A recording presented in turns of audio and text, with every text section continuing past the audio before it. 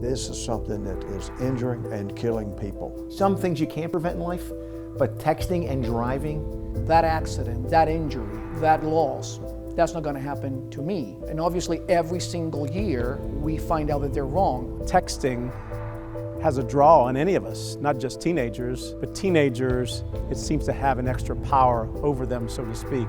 If you're driving at 45 miles per hour, that's close to 70 feet per second.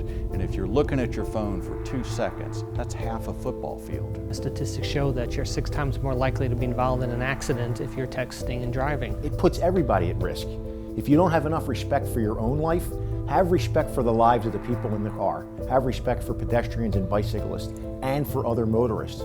Because that second that you look down and you're traveling at 60 miles an hour, you put everybody's life in danger and you ruin your own life.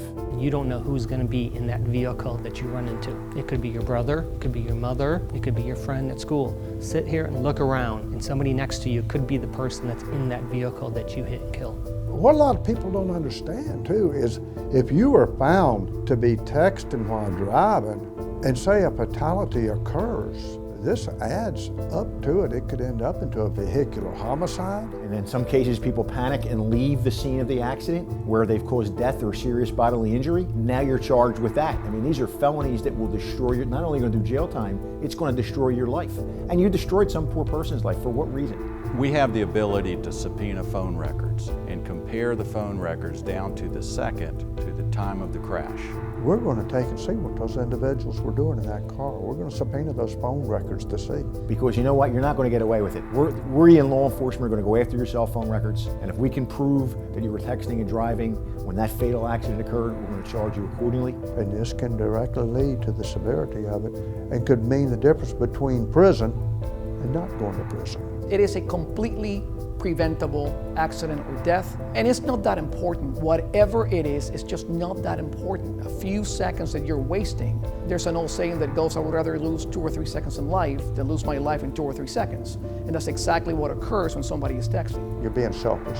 Distracted driving creates so many accidents, we'll never know how many it actually does. You're not thinking of anybody else but yourself. What's a felony conviction going to do for you when you apply for a job? It's going to knock you out of the box. What's it going to do to you when you apply for college?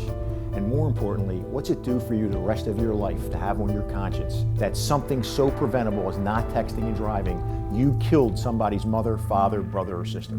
You may think that this won't happen to you, that this is something that you read about or see on the news. It's just some other kids at some other school, and it can't happen to you. You're wrong. This is my daughter, Olivia. She was 17 when she died. I lost my daughter that day. She was texting and driving when she swerved in front of oncoming traffic. She was killed, and so were 2 other people in the car she hit. Take a good look at her, then look around you. She could have been your classmate, your friend, your sister. She could have been you.